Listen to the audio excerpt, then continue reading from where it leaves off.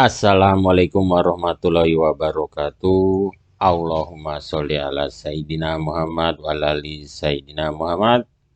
Apa kabarnya pemirsa semua? Semoga Allah Subhanahu wa taala selalu melimpahkan kita dan menganugerahkan kita dengan keselamatan dunia akhirat, selalu meridhoi kita dalam setiap langkah kehidupan kita.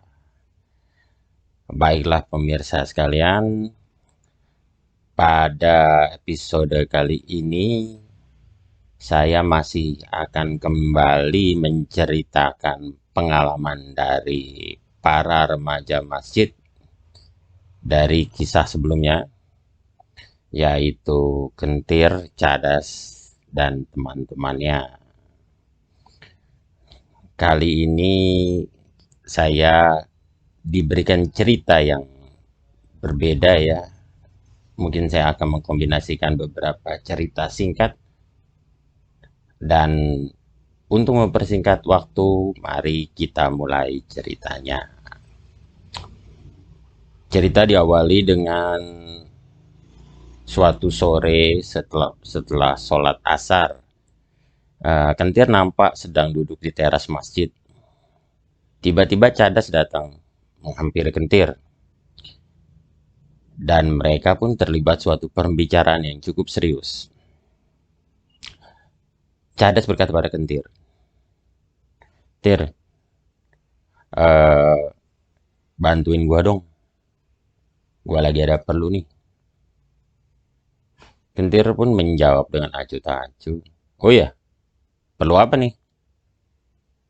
Santai aja, nggak usah terlalu serius gitu.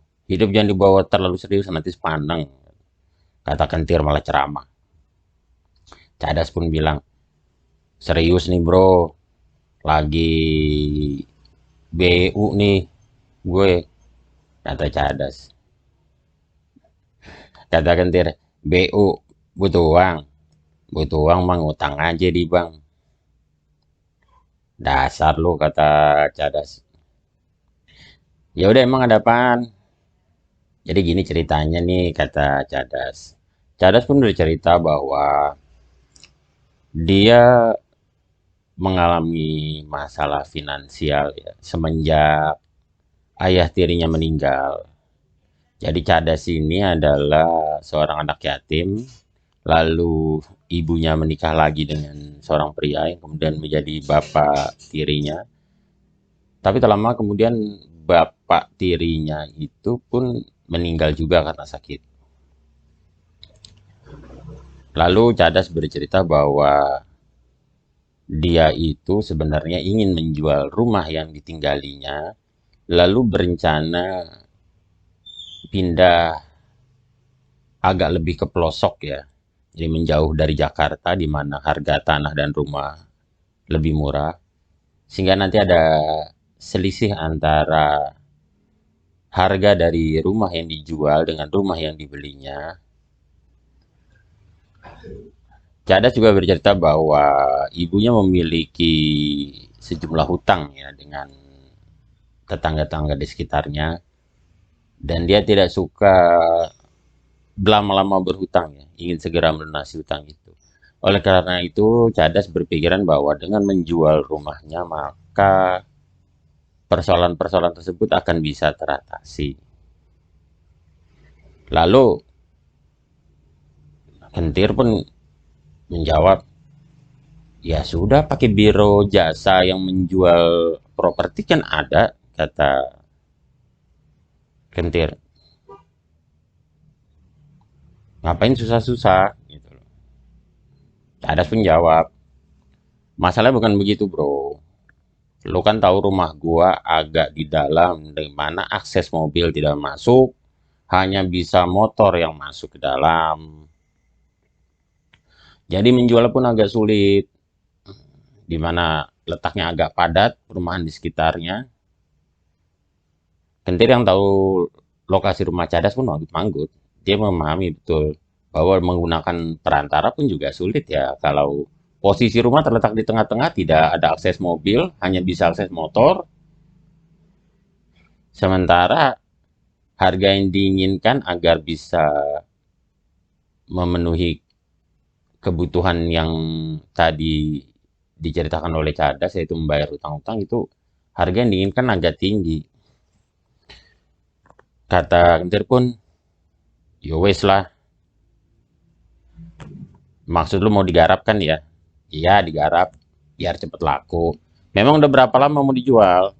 Kata Kentir. Ya udah lama bro, ini udah hampir 2 tahun lah. Oh, kalau nggak pernah cerita mau jual rumah? Nah, kata Kentir. Cadas menjawab, ya lu nggak pernah nanya, ya gue jelas nggak pernah cerita, kata dia. Singkat waktu, di hari yang telah ditentukan, Kentir datang ke rumah Cadas bersama Bemo ya, dengan menumpang motornya Bemo. Karena Kentir ini tipe pemuda yang pelit modal ya. Jadi dia kemana-mana maunya nebeng temen ya, nebeng motor ya, walaupun dia punya kendaraan sendiri. Ya memang orangnya begitu bawaannya memang. Sesudah sampai, lalu Cadas bertanya pada Kentir, kita ngapain nih? Kata Kentir, ya pertama-tama nih kita sholat isya dulu jamaah. Lalu mereka sholat isya berjamaah, sudah selesai, dan kemudian Kentir bilang pada Cadas bahwa kita rukyah rumah lu dulu, kita bersihkan dari segala energi negatif yang mungkin saja bisa menghambat proses transaksi rumah atau menyebabkan calon pembeli jadi batal atau bagaimana. Kita bersihkan, baru nanti kita berdoa pada Allah agar calon pembeli dari rumah ini tertarik dan mau berminat dengan harga yang ditawarkan. Atau singkatnya kita mohon yang terbaik dari Allah, gitu aja deh gampangnya. Kata Kentir. Sudah selesai, mereka menjalankan semua itu ya, jadi amalan untuk membersihkan dan kemudian mendoakan agar bisa laku dan sebagainya. Selesainya, sesudah selesai, tak lupa Kentir pun seperti biasa numpang makan di rumah Cadas. Mumpung ke rumah temen ada makan malam gratis gitu lah. Walaupun di rumah ada kan, tapi ya namanya juga cowok remaja modis ya. Kentir modal diskon. Jadi apa-apa maunya kalau dikasih gratisan tuh paling semangat. Sudah selesai dia dan Bemo kemudian balik lagi ke daerahnya, karena rumah Kentir dan rumah Bemo ini ya nggak terlalu jauh lah. Mereka semua memang masih satu lingkup ya di sekitar masjid itu. Hari berjalan, kemudian Kentir saat itu hanya berpikir, mungkin nanti kalau 2 minggu atau sebulan mungkin nanti ada kabar kali ya, perkembangan dari rumah itu. Ternyata baru 3 hari. Jadi saat itu malam Jumat, lalu tiba-tiba hari Minggu malam Senin ya. Oh, hari Senin. Hari Senin waktu itu Kentir sedang kerja di kantornya, tiba-tiba dia ditelepon oleh Cadas. "Tir, gimana kabarnya? Lagi lembur ya?" Tanya Cadas. "Bukan lembur, ini namanya kerja kan hari Senin. Kalau hari Minggu itu namanya lembur," kata Kentir. "Iya. Kenapa sih lu tumben nyariin? Mau minjem duit ya?" kata Kentir. "Enggak, gua nggak punya duit." Cadas pun hanya tertawa dan dia bilang, "Gini Tir, pertama-tama gue mau ngucap Alhamdulillahirobbilalamin. Kemarin hari Sabtu itu sesudah malam Jumat kita garap, hari Sabtu itu datang calon pembeli melihat-lihat, lalu tiba-tiba dia setuju dan langsung ajak transaksi. Ini nanti hari Rabu diajak ketemuan di notaris. Jadi udah siap uang." Kentir pun kaget. Hah? Cepet amat? Zaman instan sekarang ini. Nanti deh gue ceritain, kata Cadas. Lalu Kentir pun setelah pulang kerja, eh, sholat maghrib, dan habis sholat maghrib pun Cadas bercerita bahwa, jadi gini bro, kemarin kan kita berdoa tuh di media air ya. Airnya terus kan kita tuang. Terus lu kan nuangin air tuh di pagar depan rumah gua, kata Cadas. Iya. Jadi itu calon pembeli sebenarnya datang, dia mau ngelihat ada rumah lain yang mau dibeli daerah situ. Beda RT sama gua. RT sebelah ada yang mau jual rumah juga. Cuman dia pas lewat situ, dia bilang, saya ngeliat ada tulisan ini dijual juga. Saya tanya, oh iya bener, ini emang rumah dijual. Ada cerita gue yang ketemu langsung sama itu orang. Lalu itu orang singkat cerita ngobrol-ngobrol, Cadas nanya, Bapak bener serius tertarik mau beli rumah saya? Iya mas, saya tadi nggak tahu pas lagi lewat ngelihat tulisan di depan rumah dijual. Saya ngeliat pagarnya, saya ngeliat pagar tertarik rasanya gitu. Kentir pun tertawa, dan Bemo yang dengerin cerita tertawa bareng saat itu. Bemo bilang, kok bisa pas ya? Dia tertarik gara-gara pagar, bukan pagar waktu itu disiramin air doa itu. Kentir pun bilang ini, Bemo, ya itu namanya kebetulan. Yang bikin laris itu Allah, bukan doa kita. Kita cuma berdoa.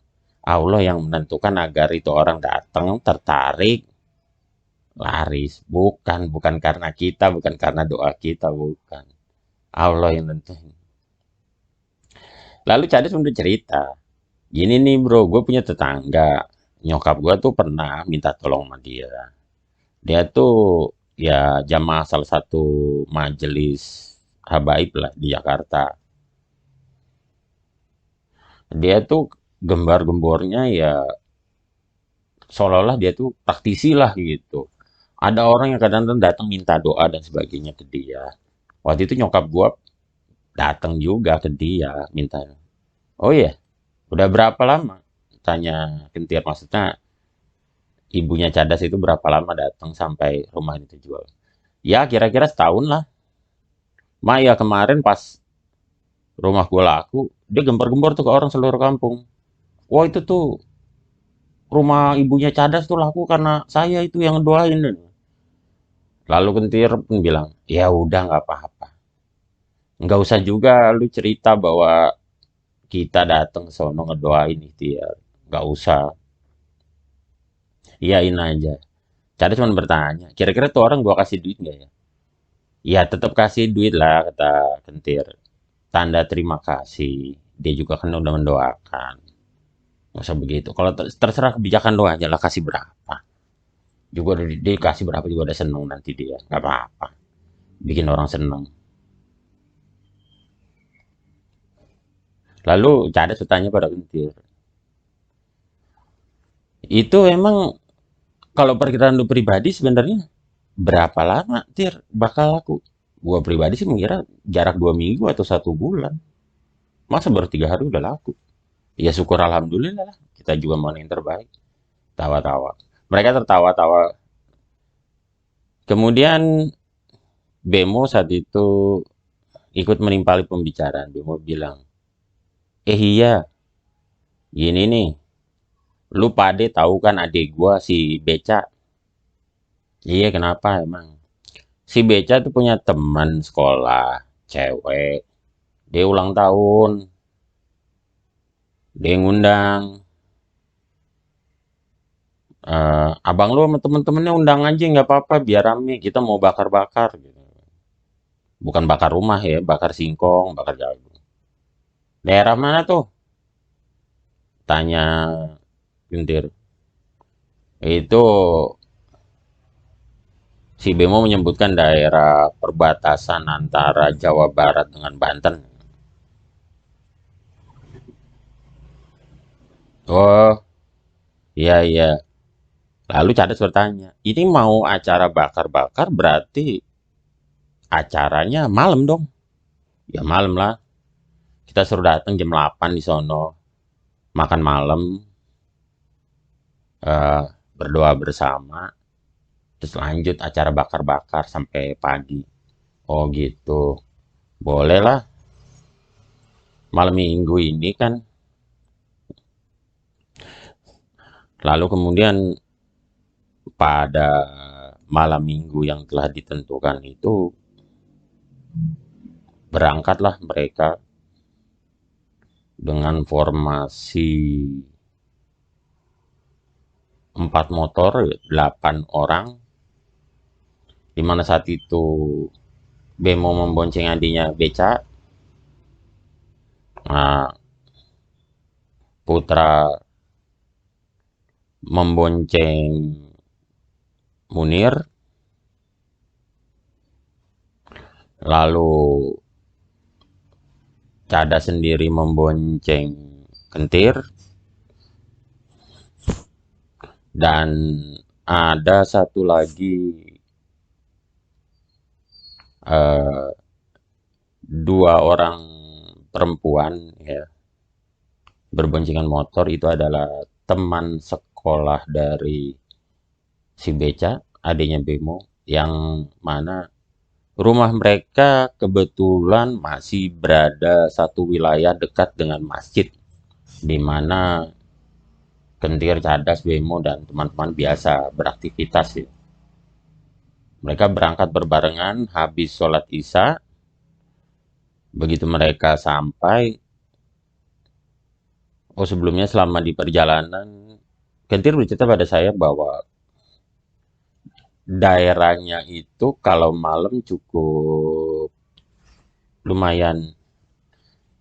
Jadi saat perjalanan berangkat itu mereka melewati sebuah kebun bambu ya, yang diberi pagar, namun bambunya itu panjang sampai melengkung, melengkung ke jalanan di luar.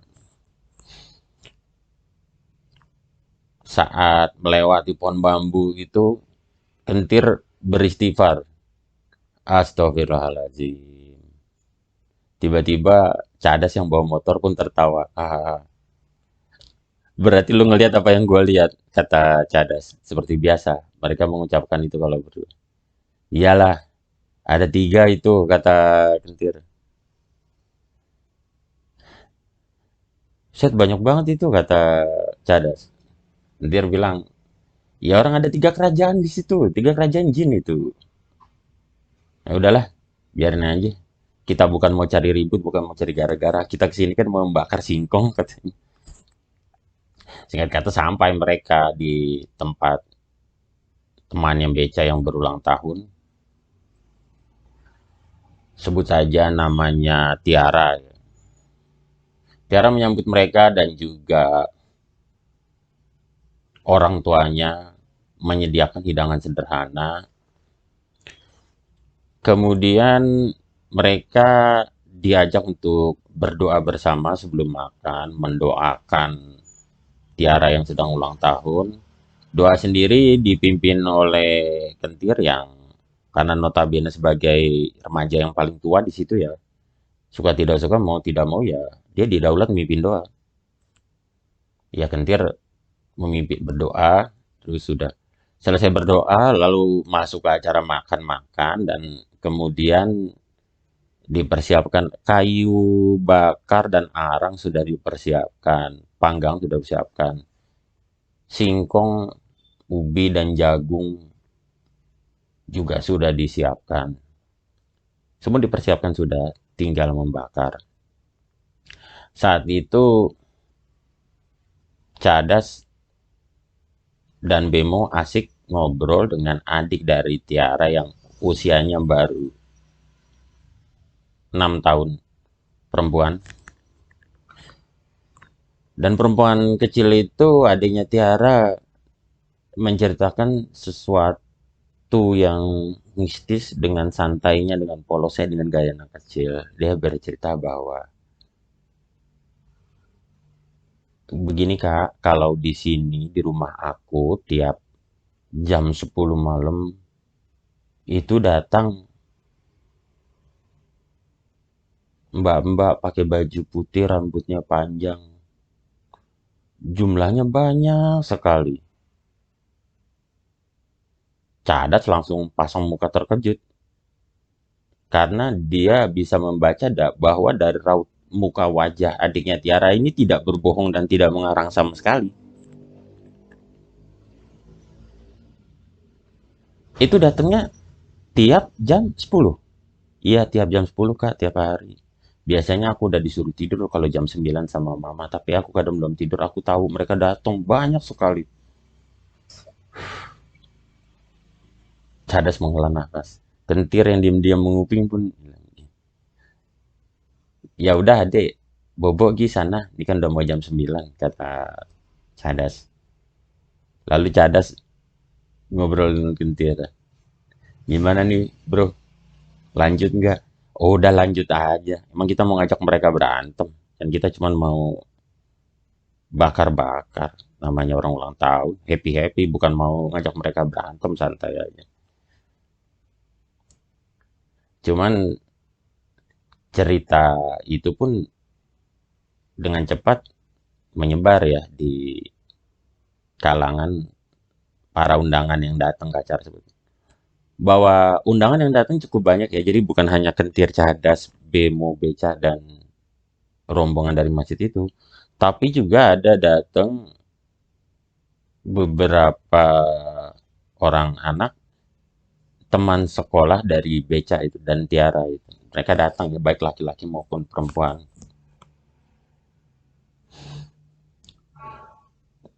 Ketika sampai tiba di jam yang dikatakan oleh adiknya Tiara tadi, itu mendekati jam 10. Awalnya mula-mula terdengar seperti suara anak kecil menangis. Seperti anak balita menangis. Anak kecil perempuan menangis. Itu terdengar jelas oleh sekitar 5 orang. 5 orang ini di luar Kentir dan Cadas sih. Kentir dan Cadas yang mendengar suara itu hanya saling melirik dan tersenyum saja. Lalu Bemo pun bertanya pada Kentir, ini suara bukan suara anak kecil nangis kan? Kentir menjawab, bukan. Itu suara kuntilanak tertawa. Terkadang suara tertawanya memang seperti itu. Seperti anak kecil menangis. Dan benar saja, belum lama Kentir mengucapkan itu, suara anak kecil menangis itu berganti menjadi suara tertawa perempuan yang terdengar oleh hampir semua orang yang datang. Cuma ya, mereka bersikap sama sih. Daripada ketakutan dan membuat acara jadi bubar, ya mereka di bawah santai aja, di bawah happy aja. Atau yang penting nggak mengganggu. Persis jam 10 tepat, Gentir dan Cadas langsung celingukan dengan mata menatap tajam. Cadas langsung bilang, gile beneran ini yang dibilang. Datang semua. Gentir bilang, gile bro, ratusan ini yang datang. Saat itu dalam pandangan mata batin mereka berdua, datang ratusan. Jadi bukan lagi kuntilanak, itu namanya pasukan kuntilanak ya. Atau bisa dibilang laskar kuntilanak. Karena jumlahnya ratusan datang ke sekitar rumah itu. Ada salah satu teman dari Tiara yang bertanya pada Bemo. Dia bertanya, Bang, emang tadi katanya kalau jam 10 pada datang kuntilanaknya? Iya benar. Itu bisa kita lihat dari mana ya Bang? Lalu Bemo pun mau manggil Kentir. Bro, ini cewek nanya. Itu kan tadi katanya kuntilanak kalau jam 10. Ini datang semua banyak banget ke sekitar rumah ini. Dia melihat salah satu tandanya bahwa mereka udah datang. Oh, kebetulan ada nih. Kentir mengajak cewek itu, temannya Tiara, memandang ke arah sebuah pohon rambutan. Jadi pohon rambutan itu kebetulan memiliki 3 ranting yang terjulur. Jadi ada ranting pertama, di bawahnya ada ranting kedua, di bawahnya ada ranting ketiga. Lalu kentir bilang, kamu lihat 3 ranting itu? Iya. Kamu lihat ada ranting yang goyang? Iya, kata yang perempuan temannya Tiara. Ranting yang goyang adalah ranting yang berada di tengah. Jadi bergoyang-goyang begini. Lalu kentir menjelaskan bahwa kalau ini bergoyang karena angin, maka ranting yang paling atas dan ranting yang di bawahnya, paling bawah, itu juga akan bergoyang sama. Kalau karena angin. Kita bisa lihat ranting paling atas dia, ranting paling bawah dia, ranting yang tengah bergoyang sendiri begini. Si perempuan pun langsung kaget menyadari ucapan kentir itu. Kok bisa gitu ya bang? Lalu kentir pun bilang, karena itu ada kuntilanak satu lagi duduk, apa ya nyebutnya, lagi enjot-enjotan di atasnya duduk, kata kentir. Perempuan itu kaget dan bilang, untung aku nggak bisa lihat banget. Kentir pun tertawa, kata kentir, jangan, nggak bisa lihat. Kemudian saat itu Cadas tiba-tiba berkonsentrasi dan memejamkan mata. Lalu Bemo pun bertanya, ada apa bro? Ini kuntilanak, pasukan kuntilanak ada pemimpinnya.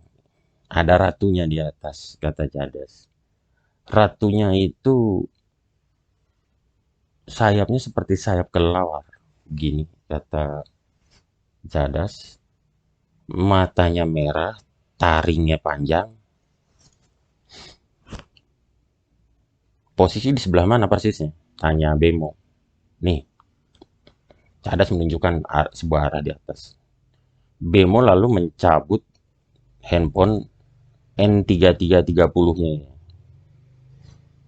Udah jadul itu edisi handphone Symbian zaman dulu ya. Handphone Bemo itu agak unik karena mampu memoto makhluk gaib. Ya. Itu ada riwayatnya kenapa bisa sampai seperti itu. Nanti akan saya ceritakan riwayatnya.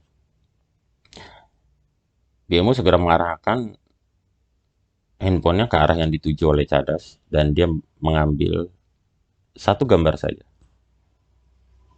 Mula-mula begitu dilihat pertama gambar itu eh, ada cahaya lampu, tiang lampu yang ikut terpotret ya, jadi kurang jelas karena terang. Namun Cadas, maksud saya Bemo, zoom di bagian handphone yang di bagian layar handphone yang agak gelap ya. Dan begitu di zoom, saat Bemo menzoom itu ada beberapa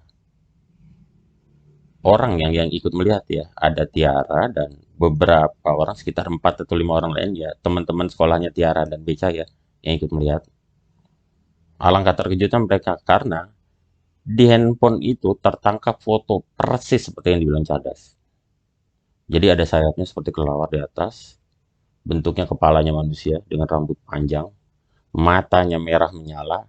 Kalau taringnya nggak gitu terlihat ya, karena gelap. Karena ada cahaya lampu di sebelah dekatnya agak terang ya. Jadi itu ketika di zoom di bagian gelapnya. Bemo begitu lihat langsung, wah bener. Bro, ketangkep nih bro di kamera HP gue, kata Bemo. Cadas pun tertawa. Ya iyalah, kan gue udah bilang emang ada di situ. Salah satu anak perempuan teman dari Beca dan Tiara ya, tiba-tiba eh, berkata kepada Diana. Diana ini adalah salah satu anak perempuan yang ikut dalam rombongan motor yang berangkat bersama dengan Kentir, Cadas, dan rekan-rekan ya.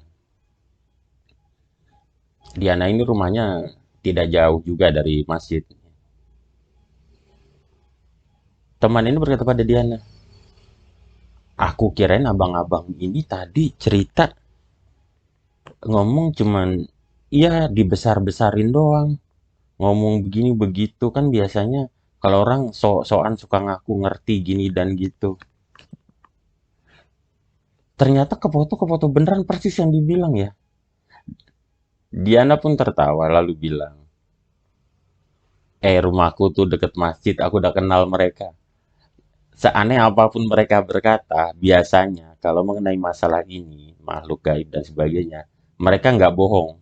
Apa yang mereka katakan ya itu memang benar seperti itu.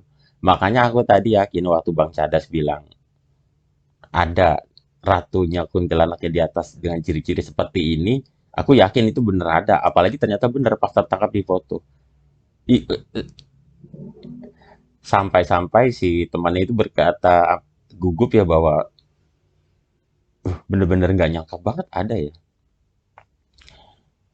Gara-gara kejadian terfotonya Ratu Kuntilanak itu, ya mau nggak mau membuat beberapa orang peserta cukup ciut juga nyalinya ya. Di mana itu saat itu masih pukul sekitar hampir jam 11 malam ya. Lalu mereka semua pamit pulang. Hanya menyisakan rombongannya Kentir, Cadas, dan sebagainya. Kebetulan habis itu pun orang tuanya Tiara pun juga dan Tiara juga berangkat tidur ya dengan alasan mereka ngantuk. Tidak tahu juga ya. Ngantuk, mungkin ngantuk bener ya udah jam 11 malam. Tinggallah tersisa mereka 8 orang di mana ada dua perempuan itu, ya, salah satunya diantaranya Diana dan temannya. Temannya Diana ini bertanya, kita aman kan? Diana berkata, aman, tenang aja. Aku percaya sama abang-abang ini. Tenang aja pokoknya. Aman kok. Diana bilang, mereka tuh di lingkungan masjid, orang udah pada tahu, udah sering ngerukyah. Kalau namanya berantem sama jin, mereka tuh udah ini. Lalu Kentir pun bilang pada Diana, Hus jangan bilang gitu. Nanti kita dikira nantang. Mau apapun kemampuan, amalan, ilmu, ataupun lain sebagainya yang kami miliki. Tetap yang namanya mulai perkelahian duluan itu nggak boleh, kecuali kita diserang. Tangan dia. Semakin mendekati jam 12 malam, jagung sudah matang, singkong sudah matang, tinggal makan. Sambil makan, wah itu bau bakar-bakaran bercampur dengan bau wangi melati yang berseliweran di hidung karena posisi para pasukan kuntilanak itu aktif bergerak semuanya. Nah saat itulah Putra yang lagi asik makan jagung, dia menggoda kuntilanak-kuntilanak itu dengan harum banget parfumnya, kata Putra. Alhasil, tiba-tiba saja Putra mencium bahwa tangan kanan Putra itu mulai dari siku sampai pergelangan tangan bau wangi luar biasa seperti ibaratnya tangannya itu dicelupkan dalam bibit minyak wangi beraroma bunga melati ya. Jadi bibit minyak wangi bunga melati dicelupkan selama 7 hari. Seperti itu baunya. Kuat sekali baunya. Putar kaget. Wah, tangan gua kenapa ini? Kok bau wangi? Kentir melihat ada salah satu kuntilanak yang nampak tegak mematung memandangi Putra. Cadas pun juga melihat. Cadas bahkan mencoba berkomunikasi ya, tanya. Woi, mau ngapain lu ngeliatin temen gue? Ditanya oleh Cadas. Kuntilanak udah jauh dan kemudian pergi gitu saja. Wih, baunya wangi banget. Selesai mereka bakar-bakaran, ya kira-kira pada pukul 1 dini hari, mereka berpamitan pulang ya. Kebetulan Tiara terbangun, mungkin mau mendusin, mau buang air kecil atau bagaimana. Lalu mereka pamit pada Tiara, bilang, mohon maaf, tidak membereskan bekas bakaran. Kata Tiara, tidak masalah, nggak apa-apa. Kemudian Kentir bilang, "Eh, maaf ya, pakai kerannya di depan sebentar, mau wudhu." Oh ya silahkan, kata Tiara. Di bagian depan teras rumah Tiara ada keran yang kemudian dipakai wudhu. Lalu Kentir bilang, "Kita mau pulang, tolong wudhu semua ya. Ingat, wudhu adalah salah satu pelindung untuk perisai bagi kita." Singkat cerita, setelah mereka semua berwudhu, lalu mereka mau mulai perjalanan pulang. Kali ini formasi dipecah. Cadas bawa motor di depan, Kentir diboncengin oleh Putra. Jadi semua yang bawa motor laki-laki itu memboncengi yang perempuan yang dua. Yang perempuan dua tidak bawa motor, tapi diboncengin semua. Berjalan dengan formasi seperti biasa, Cadas berada paling depan, bawa motor, dan Kentir berada paling belakang, bonceng.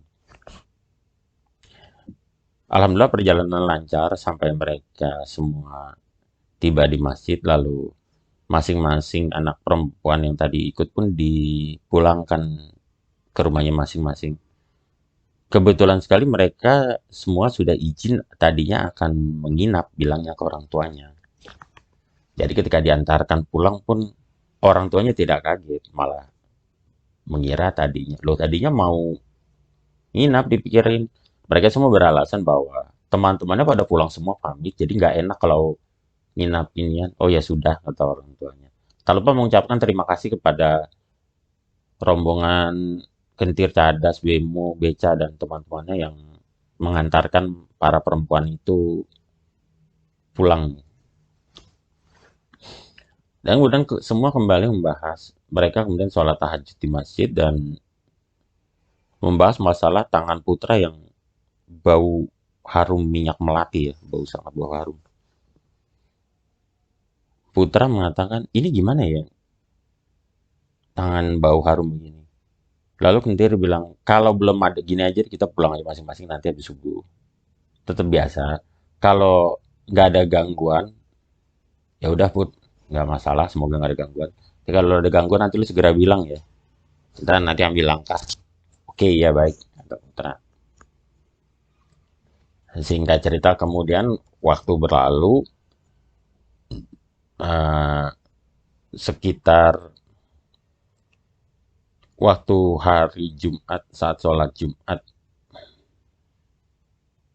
saat itu kebetulan Kentir dan Cadas sama-sama sedang tidak bekerja, jadi mereka bisa sholat Jumat di rumah dan bertemu dengan Putra. Saat bertemu, kemudian Kentir langsung bertanya, Put, tangan lu gimana? Kan waktu itu bau minyak wangi. Putra pun menjawab bahwa, ya alhamdulillah sudah hilang. Apa yang terjadi itu? Ada gangguan nggak? Putra berkata, gangguan sih nggak. Cuma gua tuh diikutin oleh salah satu kuntilanak. Putra memiliki kakak perempuan ya. Jadi kakak perempuan Putra bilang bahwa, Put, gua ngeliat lu kok aneh sih. Lu kok kayak cewek ya. Cantik banget, kata kakaknya.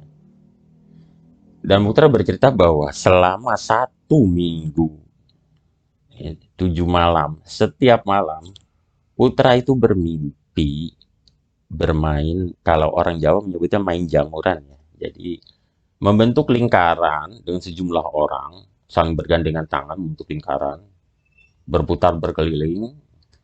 Cuman Putra itu saat itu di situ laki sendiri, yang lain perempuan semua. Tiap malam Putra bermimpi itu sampai pada malam ketujuh, salah satu dari perempuan itu datang mendekati Putra dan bertanya, eh, aku suka banget sama kamu. Eh, kita pacaran yuk, atau apa gitu. Tapi pertanyaan seperti itu. Tapi Putra saat itu menjawab tegas bahwa, maaf ya, saya nggak kenal Anda, saya nggak tahu siapa Anda. Saya nggak bisa begitu aja ujuk-ujuk cinta pada Anda atau sebagainya. Lalu Putra terbangun. Dan sejak itu Putra bilang kemudian eh, dia sudah tidak lagi bermimpi main bersama sekumpulan orang perempuan itu, dan bawang di tangannya hilang. Memang mulai hari ketiga itu kemudian bawang di tangannya mulai hilang, memudar, memudar, memudar ya. Hilang kali ini begitu sejak mimpi itu hilang sempurna. Sudah nggak bau wangi lagi, bau wangi melati di tangannya. Lalu Kentir pun bilang pada Buta, oh alhamdulillah bro, untung lu pas dia tanya bilang enggak. Soalnya kalau lu bilang iya waktu itu aja, itu nggak akan lama. Kemudian dalam mimpi atau gimana lu akan nikah sama dia. Bangsa jin gitu. Dia ngambil celah manusia dari kelemahannya. Kondisi manusia paling lemah adalah saat tidur, saat bermimpi, di dalam mimpi. Karena saat itu kesadaran manusia tidak full 100% dan sebagainya. Kemampuan berpikir dan sebagainya itu saat itu berada lambat ya. Untung lu ini ya namanya kata Gentir nggak bilang iya. Coba kalau jadi iya, wah punya istri kuntilanak. Diana yang diceritakan hal itu oleh Cadas pun tiba-tiba tertawa terbahak-bahak kenceng sekali. Cadas bertanya, eh kenapa ketawa kata Cadas? Enggak itu Bang Putra lucu aja. Orang mah di mana-mana ditaksir cewek ya, jadi cowok. Dia mah ditaksir kuntilanak. Cadas pun akhirnya ikut tertawa juga. Nasib, nasib kata Putra. Punya pacar belum jomblo? Eh, ditaksir kuntilanak lagi. Aduh, ada-ada aja kata Putra. Oh iya, saya akan bercerita sedikit. Cerita dari pengalamannya Bemo ya. Kenapa HP N3330-nya Bemo itu bisa digunakan untuk memotret makhluk gaib. Jadi, para remaja masjid di tempat Cak Das Gentir Bemo beraktivitas, itu mereka semua adalah para salik Toriko Qadiriyah wa Naqsabandiyah ya. Jadi guru mursyidnya adalah yang pernah saya ceritakan sebelumnya ya, yaitu Pak Kiai yang berada di Jawa Tengah. Itu kejadian waktu itu mereka sedang datang ke Jawa Tengah, sedang baiat Toriko, ya, baiat Tekian. Saat baiat Tekian itu semua tidak ada yang bawa HP di masjid, tidak yang bawa ini. Semua hanya satu orang bawa HP, yaitu Bemo. Dan saat bayat itu Bemo malah asik SMS-an dengan cewek. Si Bemo ini orangnya ganteng. Pacarnya ya teman ceweknya banyak ya, yang naksir dia dan banyak sebagainya. Nah ya gitulah, pacar banyak tapi putus melulu. Saat itu Bemo lagi sedang SMS-an. Sejak kejadian bayat itu, Bemo tidak sengaja melalui HP-nya saat sedang memoto kebun samping rumahnya, dia melihat ada kuntilanak terfoto di dalam handphonenya. Kemudian setelah dia mati sekitar sebulan, ternyata betul bahwa HP-nya dia bisa memfoto makhluk-makhluk astral. Cadas itu bertanya pada Kentir, kenapa kok HP-nya Bemo seperti itu?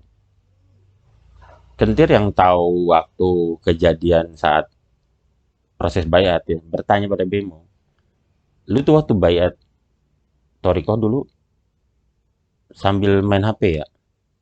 Bemo pun bilang dengan jujur bahwa iya, gue lagi SMS-an cewek waktu itu. Nah itu dia, kata Kentir. Maksudnya gimana?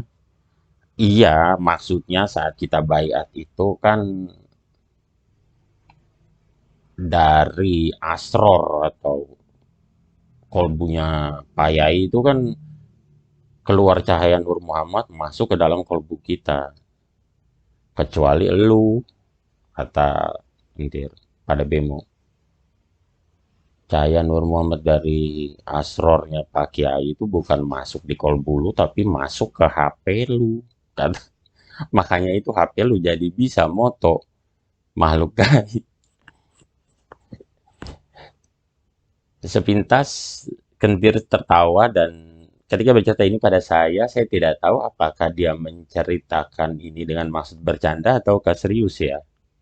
Walau alam juga tidak diketahui. Jadi jawaban itu memang hanya sekedar sebuah jawaban saja dari Kentir yang tidak tahu apakah jawaban serius ataukah jawaban ngasal ya. Karena tidak ada yang tahu penyebabnya sampai saat itu. Yang jelas kejadiannya memang seperti itu. Setelah bayar itu HP-nya Bemo jadi bisa digunakan untuk memoto makhluk astral atau makhluk gaib ya.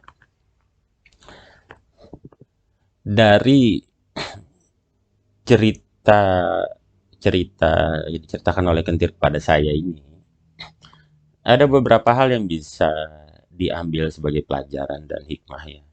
Yang pertama, apabila kita berdoa kepada Allah dan kebetulan doa kita dikabulkan, kita harus meyakini bahwa itu semua karena kemurahan Allah. Karena Rahman dan Rohimnya Allah, Allah mengabulkan dan memberikan itu. Tanpa kita berdoa pun Allah sanggup mengabulkan itu semua. Jadi janganlah kita merasa bahwa sesuatu hal terjadi karena doa kita. Ini khususnya buat yang para perukyah ya. Kesembuhan pasien dan sebagainya itu bukan dari doa kita, tapi kan Allah memang mentakdirkan kesembuhan ya. Kalau kita bilang dari doa kita, itu sombong kita namanya. Tidak boleh. Dan pelajaran kedua adalah bahwa kadang-kadang bangsa jin itu seringkali juga tertarik pada bangsa manusia. Baik lelaki dari bangsa jin, entah genderuwo atau buto hijau ya, tertarik kepada wanita dari bangsa manusia, ataupun sebaliknya, wanita dari bangsa jin seperti kuntilanak dan sebagainya. Atau wewe gombel atau suster ngesot ya, bisa saja tertarik pada lelaki dari bangsa manusia. Kadang-kadang bangsa jin menggunakan cara-cara licik, hanya bertanya satu kali saja mereka mau atau, dan mereka merubah wujudnya dalam, kalau jin wanita berubah dalam wanita seperti wanita manusia yang cantik, kalau jin lelaki yang berubah wujudnya seperti lelaki dari kalangan manusia yang berwajah tampan ya. Dan baik. Itu untuk mereka menipu daya ya, tapi jangan sekali-kali kita mau atau mengiyakan ya. Itu diambil pelajaran kadang-kadang itu. Demikianlah cerita dari saya kali ini. Saya masih akan menyuguhkan beberapa cerita lainnya, pengalaman dari mereka, karena banyak sekali yang diceritakan kepada saya. Eh, Akhirul kalam, semoga kita semua senantiasa dalam lindungan Allah Subhanahu wa Ta'ala. Salam damai rahayu, salam cinta untuk kita semua. Wassalamualaikum warahmatullahi wabarakatuh.